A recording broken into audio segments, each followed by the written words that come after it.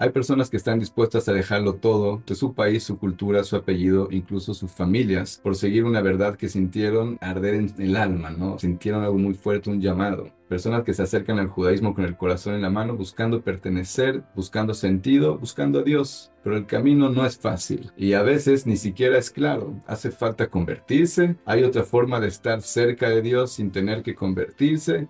¿Qué piensa realmente el judaísmo de otras religiones? O sea, sin tapujos, o sea, realmente, ¿cuál es la postura del judaísmo?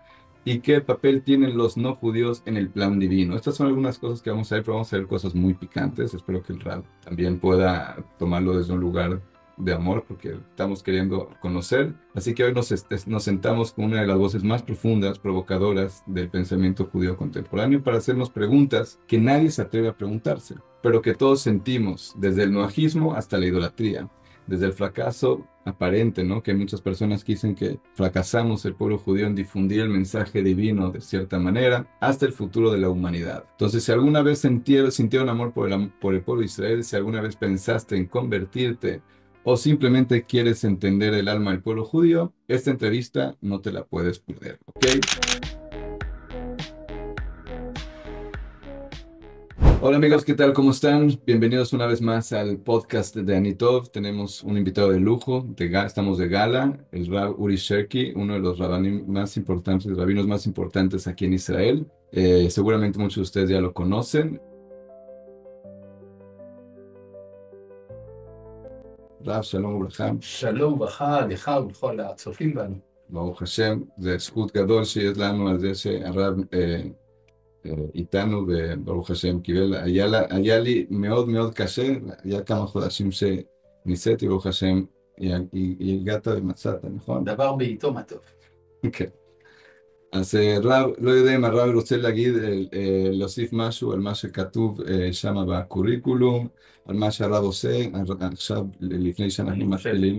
אבל כן. האמת היא שמספר הספרים גדל מאז, כלומר, אני כתבתי כן. בערך כ-20 ספרים, וואו. אבל אמרת את העיקר, ויכול להיות שקצת יכירו את המפעל שאנחנו עושים. המטרה שלנו איננה להאדיר עצמי או משהו כזה, אלא אנחנו רוצים באמת לתקן עולם. זאת המטרה שלנו. לשם זה אנחנו פועלים בכל מיני מישורים, אבל הכל מיוחד תחת הרעיון של תיקון העולם.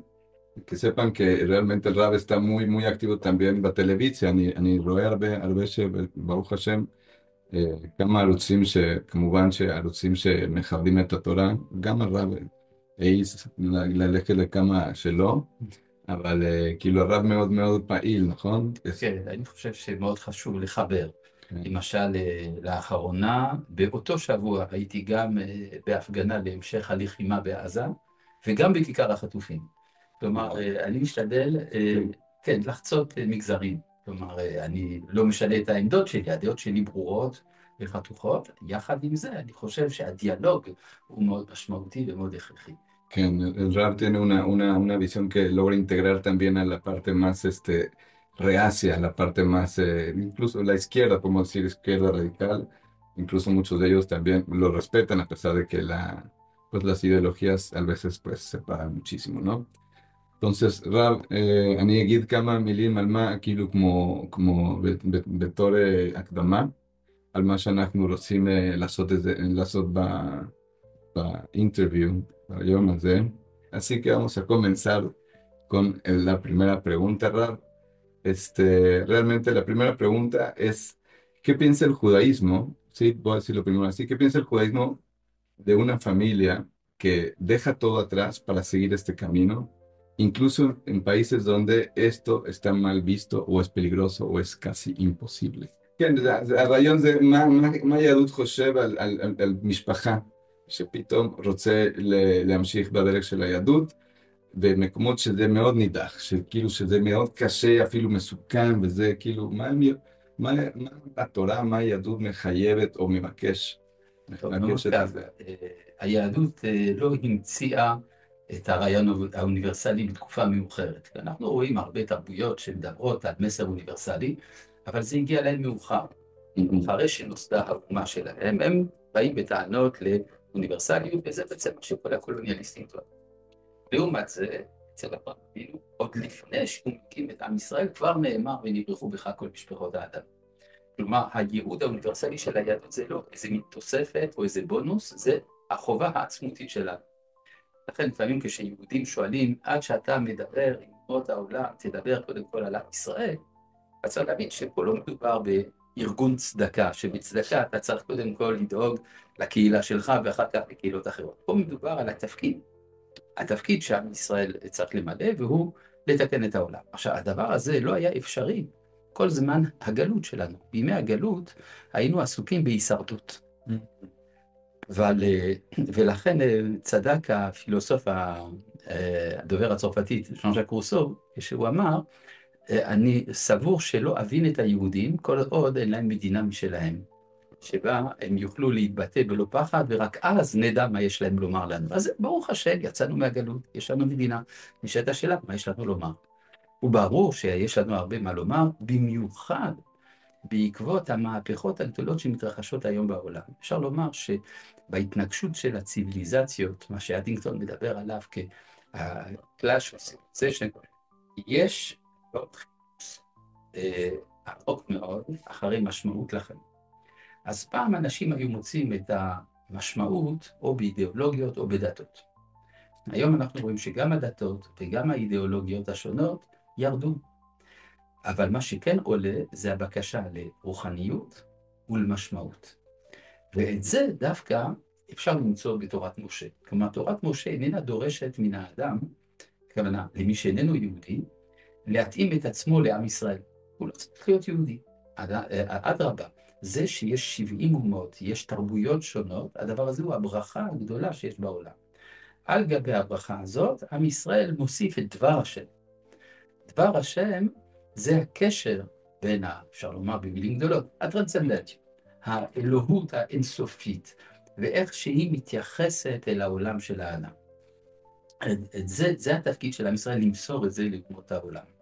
אז אחד הביטויים, וזה לא הביטוי הבלעדי האקסקלוסיבי, זה 7 מצוות בני נוח. 7 מצוות בני נוח, אנשים טועים לחשוב שזה כמו מצוות שלנו. מצוות הנחת תפילין, מצוות לשמור שבת, לאכול כשר וכדומה, זה לא זה. 7 מצוות בני נוח הם בדרך השלילה, נגטיביות. זה לא לרצוח, לא לעבוד אלילים, לא לגזול. הדברים האלה מובנים מאליהם. אלא הכוונה שזה כרטיס הכניסה.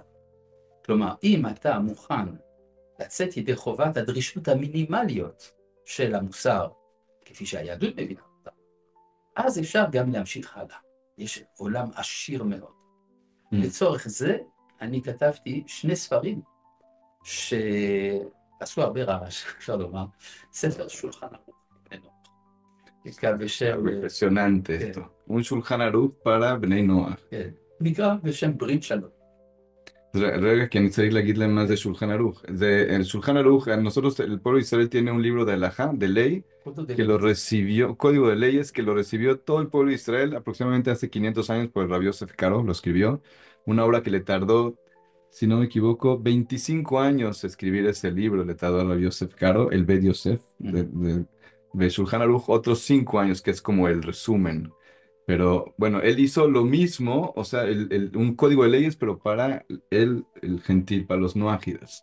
בדיוק, ומדובר אם כן שמה בהרבה מאוד הנהגות שחלקן הן חובה וחלקן הן המלצה. למשל, בתוך 7 מצוות בני נוח, בתוך 7 מצוות בני נוח לא נמצא מצוות כיבוד אב ואם, אבל היא מובנת מאליה. התלמוד, כשרוצה ללמוד איך מתנהגים כלפי ההורים, לומדת את זה דווקא מי שאיננו יהודי, איזה גוי מאשקלון שהיה עובד אלילים. אז זאת אומרת שיש, אפשר לומר, אופקים רחבים מאוד ליהדות, והם באים לידי ביטוי בספר הזה, שתורגם ל-19 שפות, וגם סידור תפילה. סידור תפילה זה דבר מאוד חשוב בשביל החיים הרוחניים של האדם. יש בסידור הזה קווי דמיון, הסידור נקרא בשם ברית עולם, ויש שם קווי דמיון עם הסידור היהודי, כך שאדם שאיננו יהודי ורוצה להצטרף לתפילה היהודית בבית הכנסת יוכל להשתמש בסידור הזה. יחד עם זה יש התאמה לצרכים המיוחדים של בני נוח, והרבה מאוד הנהגות של החיים, קידושין ונישואין, ואבל חלילה וכדומה, שני הספרים האלה הם בשימוש היום בקהילות של בני נוח בעולם. יש גם עוד פעולה מאוד משמעותית, וזה מה שאנחנו קוראים לו קיבול. קיבול, הכוונה שאדם מקבל על עצמו באופן רשמי את 7 המצוות, ועל פי ההדרכה של הרבנים, ואת זה הוא עושה בפני בית דין של 3 רבנים. ואנחנו, ואחר כך נותנים תעודה שאותו אדם הוא בן נוח, ואז ממילא מתחיל איתו הדיאלוג המעניין הזה. למשל, לאחרונה נפגשתי עם בני נוח בהודו, במדינת אנדרה פרדש, ושם היו כ1,000 בני נוח שהתארגנו ל15 קהילות. הדבר הזה הולך וגדל. וואו. זה רק דוגמה, כן? בכל העולם יש בני נוח, לפעמים הם חיים כיחידים, כמו שאמרת בצדק, לפעמים אדם נמצא במקום רחוק והוא לבדו. אז היותר טוב זה שאדם כשהוא לבד ירגיש שהוא אברהם. כמו אחד היה אברהם בארץ. ארכיטיפ כזה. כן, ואז הוא בעצם יכול להשפיע על הסביבה, אבל לא תמיד זה אפשרי. אבל אנחנו מטפלים גם באנשים שנמצאים במקומות נידחים. יש גם קהילות, נבנות קהילות של בני נוח, ואז הן מתארגנות בתוך עצמן, אנחנו עוזרים להם כמובן, קודם כל להקים להם מנהיגות רוחנית מתוכה. מלבד זה שאנחנו לפעמים נוסעים אל המקומות האלה, לפעמים הם באים לכאן, לירושלים. ההוא שהוא המנהיג, הוא יהודי, או הוא בן נוח מעצמו, או צריך שיהיה לו איזה ידע מיוחדת? מה שבעיקר הוא צריך זה להיות מומחה לעניינים של בני נוח. הוא צריך כמובן להאמין בתורת משה, הוא כמובן צריך להיות בכל זאת אישיות נעלה, ואנחנו עוזרים להם, נותנים להם הדרכה, ואנחנו נותנים אפילו לפעמים תעודת מנהיג. תעודת מנהיג שמתחדשת, אגב, כל 3 שנים אנחנו בודקים שאותו אדם אכן באמת עומד בנורמה. וואו. ועם אני רוצה לציין, אם כבר אנחנו מדברים בשפה הספרדית, נשיא ארגנטינה, מילי, הוא באמת בן נוח. אני רוצה לספר לך אנקדוטה בנושא הזה. כשהוא היה פה בארץ, דאגתי שיגיע אליו השולחן ערוך שלנו. והוא לקח אותו, וכשהוא הגיע לבואנוס איירס, הוא שם לב שהוא שכח את הספר במטוס. אז הוא עצר את המטוס, עד שיביאו לו את השולחן ערוך. וואו. זאת אומרת שיש ודאי השפעה אוניברסלית משמעותית, היום מתחילים לדבר על זה יותר.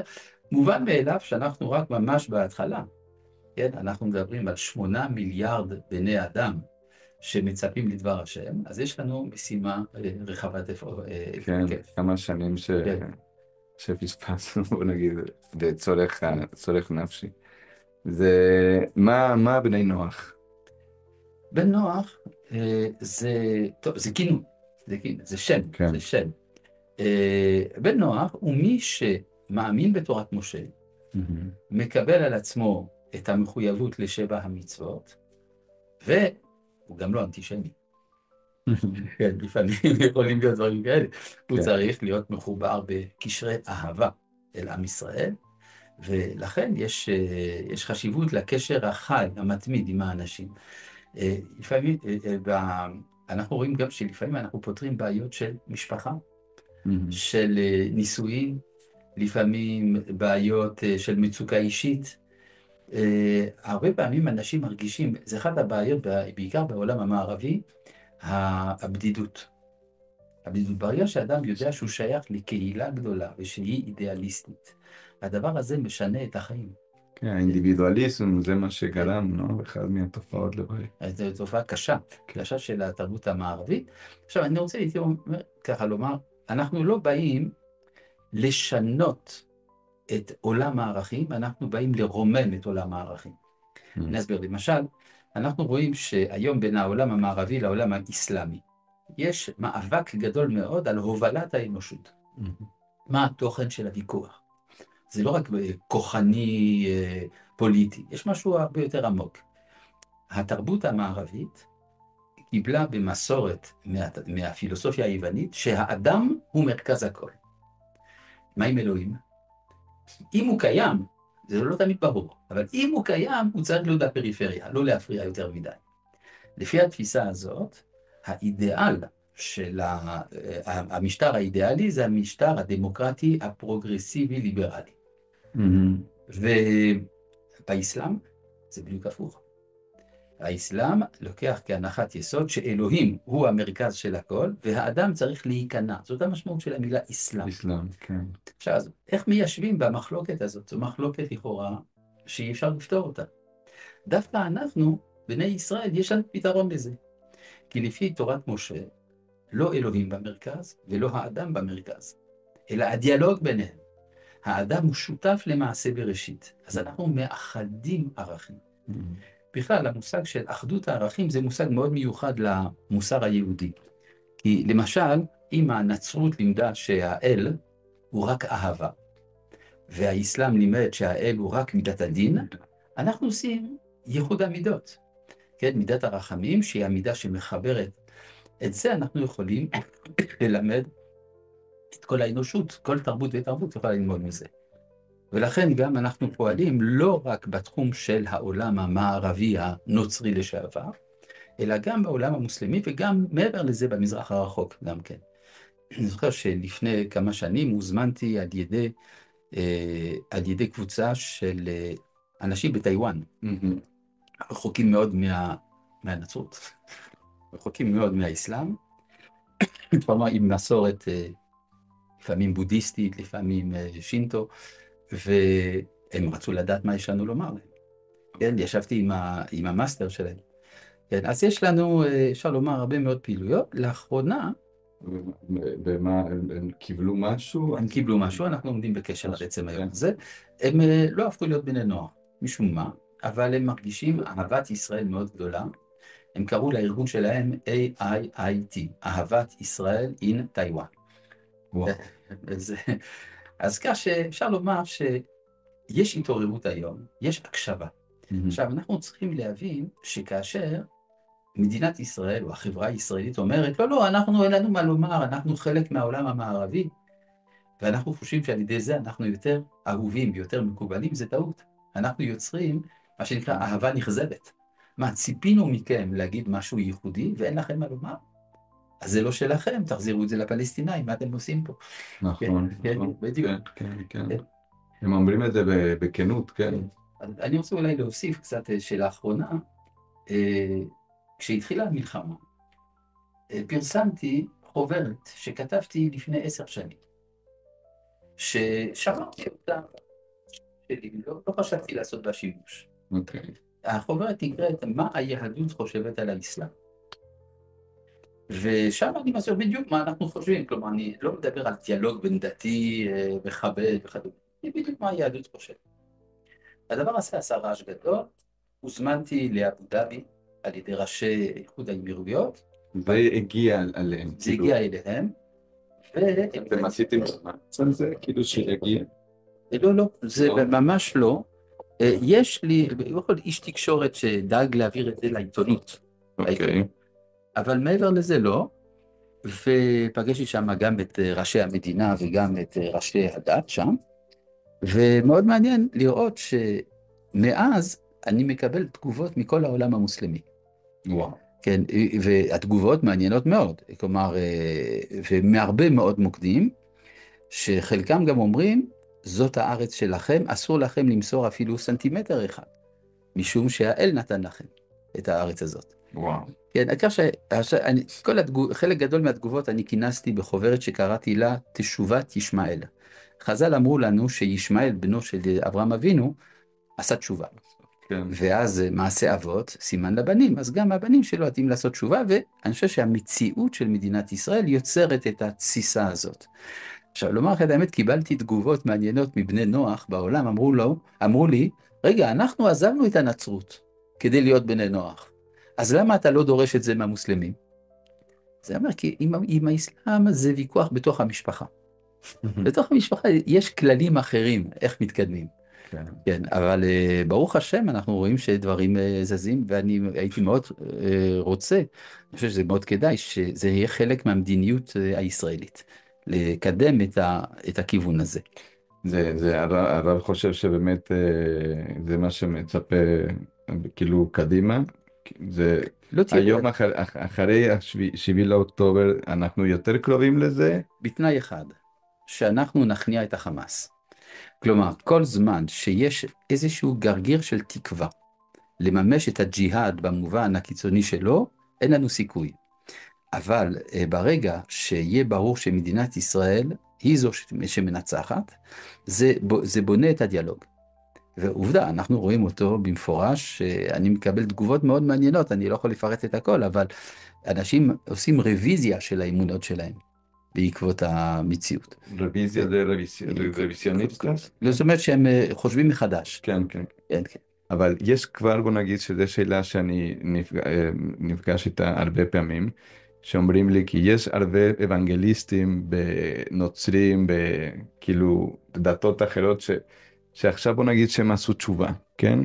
אפילו הפופ, האפיפיור, וכאילו המנהיגים, עשו תשובה ואמרו שאנחנו לא הרגנו את ישו, ושהתנצלו, כאילו לא היו בסדר, וכל הדברים האלו, והם אומרים לי, רב, אנחנו תומכים בכם, תומכים, כאילו אנחנו עושים הכל למען ישראל, ואתם רואים כל הרבנים עכשיו בכל הרשתות וזה, אז למה להפסיד אותנו? למה ללכת לדת חדשה, בוא נגיד, או למשהו כזה, ולצפות שיהפכו למשהו אחר, במקום שלנצל מה שיש כבר, שזה רשתות כסף שיכולים לתרום בקמפיין פה ושם, ושהם עכשיו תומכים בנו, ונעשה את זה, כאילו ביחד ננצח, בוא נגיד, עם כל הנוצרים, עם כל הקתולים, אפילו המוסלמים שהם תומכים בישראל, שאני לא יודע כמה יש מהם, אבל למה לא לנצל את הכוח הזה, האדירה שעכשיו יש, ועכשיו לתת להם להרגיש שלא, הם צריכים לעשות עכשיו שינוי שנקרא בני נוח, שעדיין... תיאולוגי. תיאולוגי שלא קיים, כאילו לא מכירים ולא זה, ולא נותנים, אני צריך כאילו להגיד לכם גם שהרבה אומרים, זה כל כך בסיסי בשבילנו, זה כל כך קל, אנחנו, בין כה אנחנו כבר מקיימים, ממה נפשך, כן? כאילו שאנחנו כבר מקיימים את זה בכיף, אז זה הבסיס, אבל היה לנו בנוצרות או בקתולית, הרבה תוכן, הרבה מסורת, מנהיגי, איך אומרים? כאילו... הנהגות וכל דברים כאלו שנותנים לנו משמעות, ועכשיו פתאום אנחנו כאילו צריכים לעשות את זה, ומה זה? אז למה לא להגיד להם, בוא, תמשיכו ככה בדרך שלכם, וזהו. תראה, צריך להגיד על זה כמה דברים. א', אנחנו רואים שבהחלט העולם הנוצרי עובר שינויים. גם הקתולים, גם הפרוטסטנטים, גם האוונגליסטים, יש שינויים פנימיים, ואנחנו קשובים להבדלים האלה. לשינויים, אנחנו שמים לב שיש איזושהי התפתחות של התקרבות אל היהדות.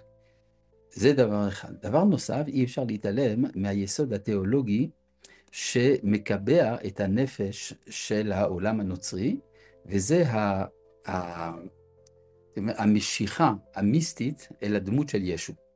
איך שלא נסביר את זה מבחינה תיאולוגית, שילוש, לא שילוש וכדומה, אינקרנציה, כן, שיתוף וכדומה, יש התמקדות, הייתי אומר כמעט אובססיבית, מסביב לדמות של ישו. מה זה התמקדות? להתמקד? כאילו... להתמקד, כן, כן. ואנחנו רואים שהנפש הנוצרית בנויה על חרדה.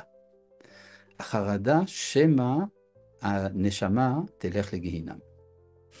זה הייתי אומר, זה המוקד העיקרי, ולכן הציפייה של הנוצרי זה הישועה. והדבר הזה יוצר יחס מסובך אל העולם הפיזי, אל הגוף. אבל הרב אמר שהנוצרים זה אהבה, בוא נגיד שיש להם את האהבה של... אז אני אגיד לך משהו, דיברתי פעם עם אחד הידידים שלי, כומר אוונגליסטי, אמרתי לו, תראה, כשהתחלתי לקרוא את הברית החדשה, חשבתי שאני אמצא שם דמות שכל כולה אהבה. כן. ואני ראיתי שם דמות מאיימת. מי שאיתי ינצל, מי שלא איתי, הלך עליו. כן. כן, והדבר הזה יוצר איזה מין שיבוש בתוך הנפש. ולכן אנחנו כעם ישראל יש לנו, יש לומר, חובה להודיע את האמת. והודעת האמת זה מה שאומר הנביא ישעיהו בפרק כ"ה, פסוק ז'. ובילה בהר הזה את הלוט על פני כל העמים, והמסכה הנסוכה על כל הגויים. יש איזו מין מסכה. אתה יודע שבכנסיות היו מתארים שני פסלים, בכנסיות הקתוליות, פסל של בתולה פקוחת עיניים, שזה הכנסייה, בתולה אחרת שיש עליה צעיף על עיניה. וזה כנסת ישראל שלא מכירה באמת. כן, כן, זה דבר ידוע, זה מוטיב ידוע. ומה שמעניין הוא, מה שאמר על זה אברהם לבני, זיכרונו לברכה, שהיה, בהתחלה היה קתולי, אחר כך התגייר, הוא אמר, הכנסייה שמה צעיף על עיניה של כנסת ישראל כדי לא להסתכל עליה, כדי לא להביט בה. ולכן, עם כל הידידות שאנחנו יכולים לחוש כלפי כל מי שרוצה את טובת עם ישראל, אוונגליסטים או אחרים, עם כל זה, אנחנו גם יש לנו חובה לגאול את העולם מן הטעויות שלו. ולכן, השאלה האם לקבל את התמיכה האוונגליסטית או לא, זה כבר שאלה, הייתי אומר, הלכתית. אבל אנחנו מדברים פה על משהו מהותי. העולם הנוצרי הולך ומתקרב אלינו, אנחנו צריכים לעזור לו לעבור את המשוכה התיאולוגית. לא בגלל שאנחנו דוגמטים, אלא בגלל שיש לנו חובה מוסרית. לעזור לאנשים להבין שהאור שהם קיבלו מכנסת ישראל במהלך הגלות, הם קיבלו אותו דרך ישו. זה היה הדמות שלהם, זה אפשר לומר המיתוס שהם בנו לעצמם. אבל היום עם ישראל חזר לחיות. אז אפשר דרך עם ישראל ישירות, לא צריכים יותר איזושהי דמות של אל הרוג, כדי לקבל את כל טוב השם. וגם המחשבה שכל החיים של האדם מרוכזים מסביב לשאלה כיצד לכפר על החטאים, הדבר הזה הוא לא בריא. אנחנו צריכים לעזור, להראות שהקדוש ברוך הוא אוהב את האדם, ולא רוצה באובדנו. וזה המחויבות שלנו. עכשיו לגבי, ברור שמבחינה פוליטית, זה מאוד טוב לעם ישראל, שיש מי שתומך בנו סוף סוף, מישהו אוהב אותנו. אבל צריך לזכור, אני אקרא משהו שאמרתי פעם לאוונגליסט אחד, אמרתי לו, אתה לא אוהב אותי, אתה אוהב את ישו, ואתה אוהב אותי כי אני בעם של ישו. אז הוא אמר, לא, אני לא חושב ככה, אבל יש לי חברים שחושבים ככה. אנחנו צריכים להיות ערים לדברים האלה, מובן מאליו שהנצרות מקורה ביהדות. כלומר, אם תשאל נוצרי, מהי הנצרות? אז הוא יתחיל מהיהדות. לעומת זה, אם תשאל יהודי מה זה יהדות, הוא לא צריך להתחיל עם הנצרות. זאת אומרת, זה לא סימטרי, אלא מדובר במקור וענף. והענף בא להיטהר אצל המקור. אז אפשר להבין שזה לא מובן מאליו ביום אחד לעבור את כל התהליכים האלה. מה שאתה ציינת, והוא הרגש הנוצרי, הרגש הדתי הנוצרי, אין שום סיבה לבטל את זה. להפך, אפשר לומר שדווקא הנצרות פיתחה אוצר גדול מאוד של רגשות דתיים, שהופנו אל תיאולוגיה ששיבשה את הנפש. ואפשר לעזור, דווקא הכנסייה יכולה מאוד בקלות להפוך להיות הנציגים, השליחים של עם ישראל להודיע את 7 מצוות בני נוח. למה לקחת את זה מהם? כאילו זה משימה כאילו ענקית, כי פשוט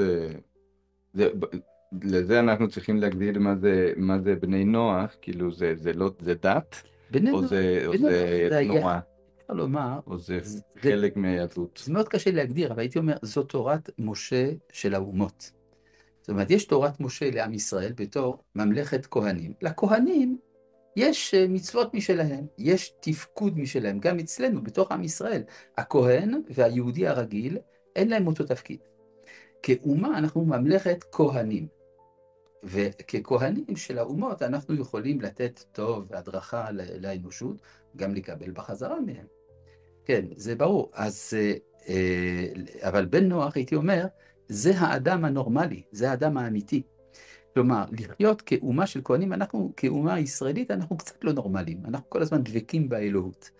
הדבר הזה מונע מאיתנו את האפשרות להתמסר לתיקון, להשלמת העולם בכל המובן. לכן אנחנו פועלים יחד עם האנושות. כן, תמיד אני אומר ליהודים שיש להם שאלה, מה זה הסיפור הזה של בני נוח? אני אומר להם, תראו, אני גיליתי שני דברים בזמן האחרון. א', שהקדוש ברוך הוא ברא את הגויים, וזה מעניין, לא? דבר שני, זה שהוא שם את הגויים ואת היהודים באותו כוכב לכת, לא בשני כדורים שונים.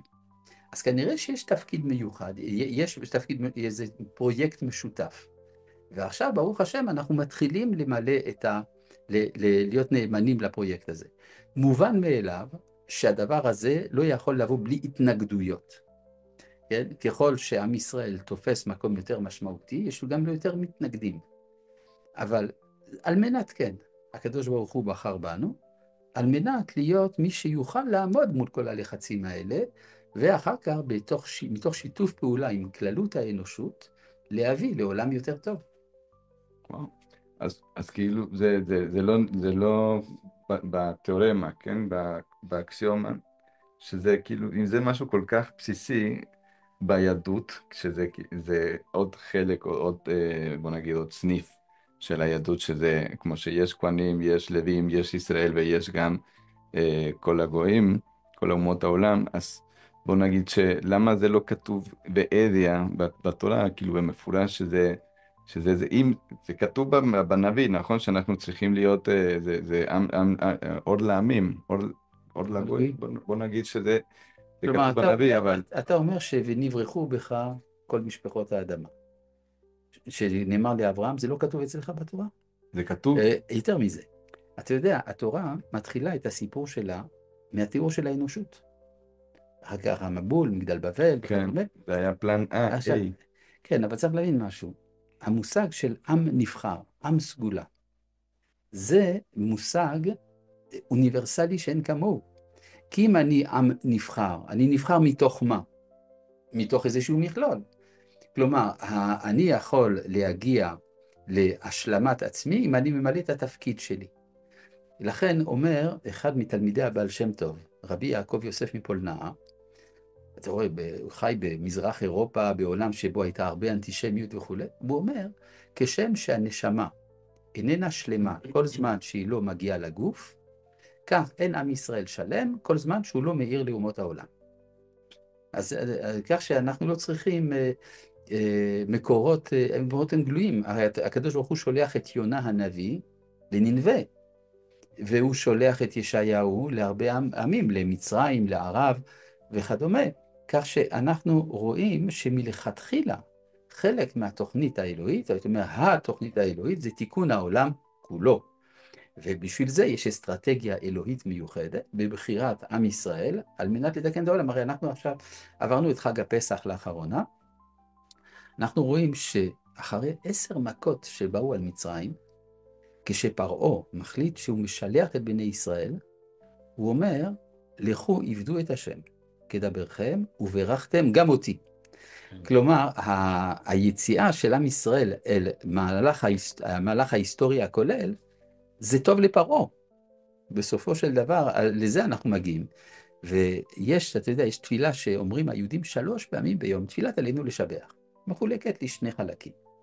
עלינו לשבח שלא עשינו כגויי הארצות. אנחנו נפדלים, נפרדים. ואחר כך החלק השני, על כן נקווה לך, ואז תיקון עולם במלכות שדי, וכל בני בשר יקראו בשמך. אז השאלה היא באיזה חלק של התפילה הזאת כל אחד מאיתנו נמצא. האם אנחנו רק בחלק הראשון, או שכבר הגענו אל החלק השני? אנחנו היום כבר בחלק השני של עלינו לשבח. הרב מרגיש את זה שכאילו כל התופעה שיש, כל ההתעוררות שיש עכשיו, זה בא, שזה באמת, זה מביא בוא נגיד של הגאולה, אין שום ספק שהרי גאולת ישראל, על זה אומר... היום גם יש יותר אנטישמיות מכאילו זה מרגיש כאילו זה עוד מעט חס וחלילה יהיה שואה עוד פעם. חס ושלום. אבל ברור שמכינים, לפחות מתכוונים לזה. אם אנחנו לוקחים ברצינות את מה שאנחנו מאמינים בו, אז אנחנו נשים לב שבספר יחזקאל נאמר הרבה פעמים ששיבת ציון מטרתה וידעו הגויים כי אני השם. אפילו ההתנגשות הגדולה, מלחמת גוג ומגוג שמוזכרת בנביא, שהיא לכאורה מלחמה איומה, כל העולם נגדנו, אבל המטרה שלה, והתגדלתי והתקדישתי ונודעתי לעיני עמים רבים וידעו כי אני השם. כלומר, וזה על יסוד זה נבנה הקדיש, שאומרים אותו 10 פעמים ביום.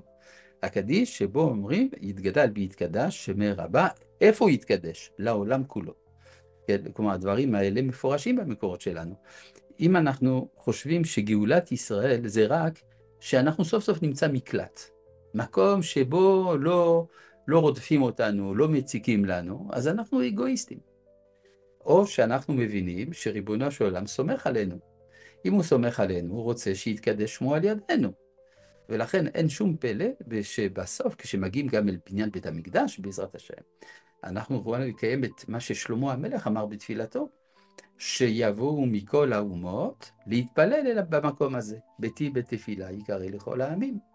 ומה נאמר, הרי ישעיהו הנביא ומיכה אמרו במפורש, והלכו גויים רבים ואמרו, לכו ונעלה אל הר השם אל בית אלוהי יעקב ויורנו מדרכיו ונלכה באורחותיו, כי מציון תצא תורה ודבר השם ירושלים.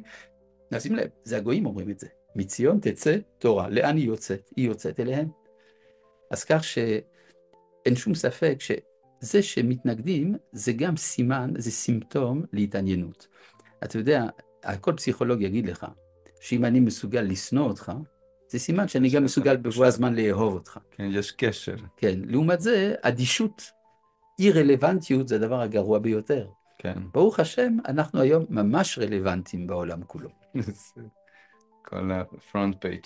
אוקיי, תודה רבה רב, בעזרת השם. אז בואו נסיים, כאילו... מי שמתעניין יכול פשוט להיכנס לאתר שלנו, נוהייד וורד סנטר. כן, כן. ושם לראות כיצד מצטרפים ומתעניינים. כן, זה מאוד חשוב. El rap dice que realmente todo lo que está diciendo son temas que le compete a todo el mundo. Entonces, si realmente están interesados en su espiritualidad, si es que es lo más importante para ustedes y quieren saber cómo poder hacer algo para acercarse a la verdad, su trascendencia, lo que sería el Kesher con Hashem, no como por medio de Israel, sino directo, o sea, directamente. Esto es algo que ahora le voy a preguntar por qué no hay más como él, ¿sí? Pero el punto es de que ya existe este espacio y Besat Hashem van a ver cada vez más y estamos cada vez más despiertos. Cada quien va a hacer las cosas como él va entendiendo, pero el punto es de que ustedes van a tomar la decisión. El agua está más cerca de ustedes, hay que acercarse y tomar el agua, ¿no? Porque se está llenando las aguas del conocimiento de Dios. Entonces el rap, vamos a dejar aquí abajo también todos los links para que ustedes se puedan averiguar, puedan informarse. También va a estar abajo en la descripción. Y obviamente para preguntas y todo eso también se puede hacer Besat Hashem en cursos Anitov. También les invito a que regalen un me gusta, que también compartan el material, que se suscriban si no se han suscrito al canal y Besat Hashem obviamente también aportar también en lo que se pueda con el rap, porque su misión es universal, ¿sí? Y esto es el bien para todos, no solamente, no es una persona que está buscando ser un imperio, para nada. Está haciendo Kiddush Hashem, está tratando de traer el nombre de Dios al mundo. Es un interés común mundial. Besat Hashem. אמן, תודה רבה. רב, אם זה ככה, למה באמת, זה ממש, אני מרגיש את זה ואני יודע ואני בעד, כן? אני עושה את זה, אני גם מתעסק בזה, אבל למה יש למה אין הרבה רב שרקיס בעולם? למה אני במקום הקטן שלי, כן? אבל למה אנחנו... אני אגיד לך משהו, עם ישראל יש לו תכונה, ביישנים, כך כתוב בתלמוד, עם ישראל ביישן. כן. כלומר, אנחנו לא נוח לנו, אנחנו חושבים שזה גאווה למלא את התפקיד שלנו, ולכן אנחנו צריכים להתגבר. להתגבר זה כמו לצאת קצת מן המחשבה הרגילה. יש אנחנו לפעמים אומרים לחשוב מחוץ לקופסה.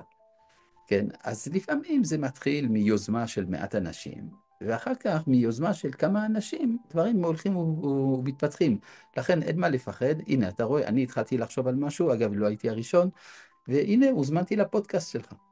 כן, כן, אבל ברוך השם, זה כאילו זה משהו בסיסי בהיסטוריה שלה, כאילו אנחנו אחרי 2000 שנות זה גלות, מישן, כן. אנחנו 2000 שנות אני גלות. רוצה שתדבר קצת על זה, כי אנשים מאוד מאוד, אני בטוח שהם חושבים על זה. הרב אמר בזה ממש בהתחלה, שזה אנחנו היינו עסוקים בהישרדות, נכון? נכון.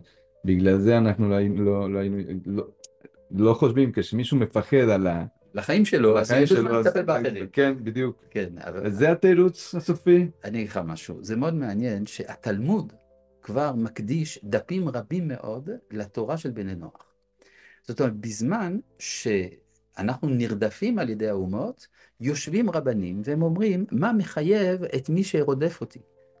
כלומר, אף פעם לא איבדנו את התקווה, ואף פעם לא איבדנו את האמון ביכולת של העולם להגיע לתיקון.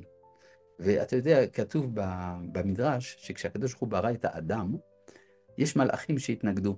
הם אמרו, אי אפשר לסמוך על האדם. והמדרש עם קצת חוש הומור אומר שהקדוש ברוך הוא לקח את ההזדמנות שבזמן שהמלאכים היו מתווכחים, כשהם לא שמו לב אז הוא ברא את האדם. כלומר, יכול להיות שהמלאכים אפילו לא מאמינים באדם.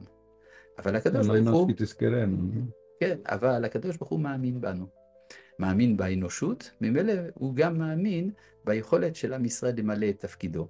זה שאנחנו לא עסקנו בזה, אגב, היו מדי פעם, גם בזמן הגלות, אנשים מכל האומות ששאלו את עצמם מה שהיהדות לומר להם. אפילו הסיפור הידוע של מלך כוזר, אבל יש לנו עוד כמה דוגמאות מאוד מעניינות, אפילו אחידה, רבי חיים יוסף דוד אזולאי, מספר שכשהוא ביקר בצרפת, אז היה אחד מהאצילים שביקש ממנו להיות בנוח, ואז הוא נתן לו הדרכה, על מה שהוא צריך לעשות. אחידה, כן, מובא בספר מעגל טוב. כן, אז כך שהדברים האלה הם לא זרים, ואגב, אתה יכול לראות את זה בהסכמות הרבניות הרבות שקיבלנו לשולחן ערוך שלנו. יש שמה של הרבנים הראשיים לישראל, של הרב מרדכי אליהו, של רבנים מכל העולם. זאת אומרת, כך שהדברים האלה הם לא זרים, רק שלפעמים יש סוגיות שקצת נעזבו, וצריך מדי פעם לעורר אותן בחזרה. יפה מאוד, זאת השם, שנזכה. אז מסר סופי שהרב רוצה להגיד לכל אומות העולם ולכל היהודים שגם... במצב שבו העולם שואל את עצמו לאן הוא הולך, יש חרדה, יש מצוקה, אנחנו צריכים לדעת שההשגחה העליונה מנהלת את העולם, ושמה את עם ישראל בנקודה מרכזית כדי למסור את דבר האל אל האנושות כולה, ולכן אנחנו בסופו של דבר הולכים למקום טוב. והברכה ויברכך השם מציון וראה בטוב ירושלים כל ימי חייך, הברכה הזאת מתחילה להתפשט בעולם כולו. תודה רבה רב. Muchas gracias a todos ustedes por acompañarnos. Ha sido un deleite exquisito estar pues tener la oportunidad de tener a yo les digo, ustedes vean, infórmense quién es, no tienen la menor idea de la cantidad de Torah que tiene en su corazón, en su mente. No solamente es una persona bien sabida, sino que también lo lleva a cabo. Es una persona que el conocimiento lo utiliza desde la sabiduría del corazón. Y por eso es de que pues tiene tanto impacto y tanta llegada a tantas personas en el mundo. Los Hashem son suministros, ¿cómo se llama? Son recursos que Dios está dándole al mundo el día de hoy y que sería una lástima que se lo pierdan. Así que por eso es que justamente Baruch Hashem está aquí con nosotros. Y pues muchas gracias, los invito a que pues como dijimos, echen un ojo ahí y bueno, los Hashem también comparten este material. Muchas gracias, Rab, בעזרת השם, que tengamos, שיהיה הראשונה מכמה פעמים, בעזרת השם. תודה רבה, תודה. Hasta la próxima, recuerden, nunca se olviden de sonreír. איך אומרים, אל תשכחו מלחייך בצרפתית? N'oubliez pas de sourire.